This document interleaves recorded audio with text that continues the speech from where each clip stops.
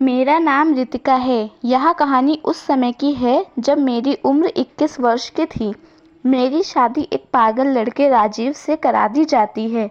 जब मेरी शादी उस लड़के से होने वाली थी तो किसी को यह बात पता नहीं थी कि लड़का पागल है, क्योंकि वह दिखने में काफ़ी सुंदर था और बहुत ही अमीर ख़ानदान से था। क्योंकि मैं मिडिल क्लास फैमिली से थी, इसलिए इतना बड़ा रिश्ता हमारे घर आना बहुत बड़ी बात थी। पर मैं दिखने में काफ़ी सुंदर थी, इसलिए सबको यही लगता था कि मेरी खूबसूरती की वजह से मुझे इतना बड़ा रिश्ता मिल गया है। मैं भी अपनी किस्मत पर बहुत खुश होती थी, क्योंकि मुझे यकीन नहीं होता था मुझे इतना अच्छा रिश्ता मिलेगा। जब मेरा रिश्ता आया तब कुछ ही समय बाद मेरी शादी हो गई।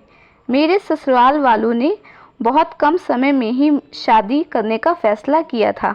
शादी में इतनी जल्दबाजी मुझे थोड़ा सही नहीं लग रहा था, पर मेरे घर वालों का कहना था कि इतना अच्छा रिश्ता किस्मत से ही मिलता है, इसलिए इसे आसानी से हाथ से जाने नहीं देना चाहिए। परिवार वालों की बातों में आकर मैंने भी हाँ कह दी और हमारी शादी हो गई। शादी के अगले दिन से मुझे अपने पति की हरकतें कुछ सही नहीं लगती थीं। मेरे ससुराल वाले उसे मेरे पास ज़्यादा देर रहने भी नहीं देते थे। यह सारी बातें मुझे बहुत परेशान करती थीं। मुझे शक होता था कि कुछ तो गड़बड़ है। धीरे धीरे मेरा शक सही साबित होने लगा और मुझे समझ आने लगा कि मेरे ससुराल वाले मुझसे कुछ तो छुपा रहे हैं। पर वो क्या बात थी, यह मुझे समझ नहीं आ रहा था। लेकिन मेरा छोटा देवर बहुत अच्छा था। उसकी उम्र 10 वर्ष की थी। वह अपने दिन की सारी बातें मुझे आकर बताता था। आज स्कूल में क्या हुआ, आज मैं कहाँ कहाँ गया, ये सारी बातें वो मुझे बताता था। मेरे पति की हरकतों से मेरा शक काफ़ी दिन से बना हुआ था। कई बार मेरे मन में यह भी आया कि क्यों न मैं अपने छोटे देवर से पूछ लूं, लेकिन मेरी कभी हिम्मत नहीं होती थी। पर धीरे धीरे मैंने अपना मन बना लिया कि मैं अपने छोटे देवर राहुल से पूछ कर ही रहूंगी। एक दिन मैंने जब राहुल से पूछने की कोशिश की तो मेरी नंद वहां आ गई और मेरी बात पूरी नहीं हो पाई। वह राहुल को वहां से लेकर चली गई। पर मैंने सोच लिया था अब तो मैं अपने पति का सच जान कर ही रहूंगी। अगले दिन राहुल के स्कूल में कंपटीशन था, जिसमें राहुल ने भी हिस्सा लिया था। वह जैसे ही घर आया तो मुझे अपने कंपटीशन की बातें बताने आया। तब मैंने मौका देखकर राहुल से धीरे धीरे करके सारी बातें पूछनी शुरू कर दी। राहुल ने मुझे बताया कि उसके भैया पूरी तरह से पागल हैं।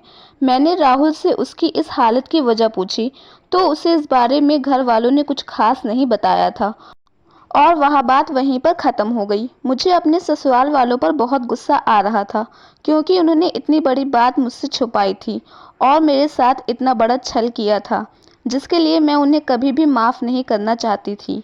मैं उनसे बदला भी लेना चाहती थी और उनके बेटे को तलाक देना चाहती थी। पर मैं तलाक देती कैसे, क्योंकि यह बात मैं अपने मायके वालों को नहीं बताना चाहती थी।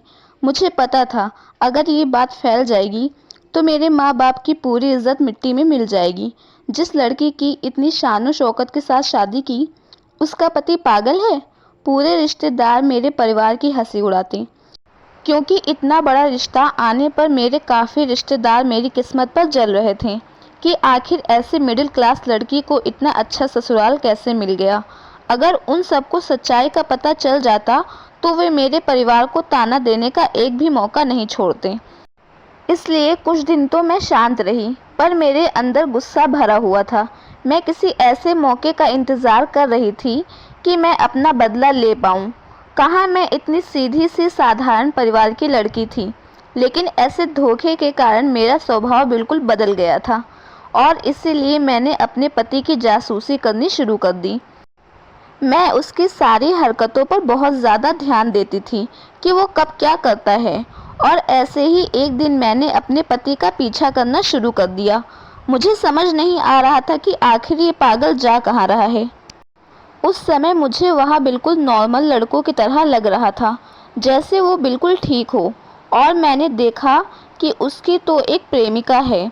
वह अक्सर अपनी प्रेमिका से मिलने जाता था, उसके साथ पूरा दिन घूमता था और फिर शाम को घर वापस आ जाता था। यह सब देखकर मैं इतना तो समझ गई थी कि वो पागल नहीं है, लेकिन मुझे ये नहीं समझ में आ रहा था कि अगर वो पागल नहीं है तो घर आकर पागल होने का नाटक क्यों करता है।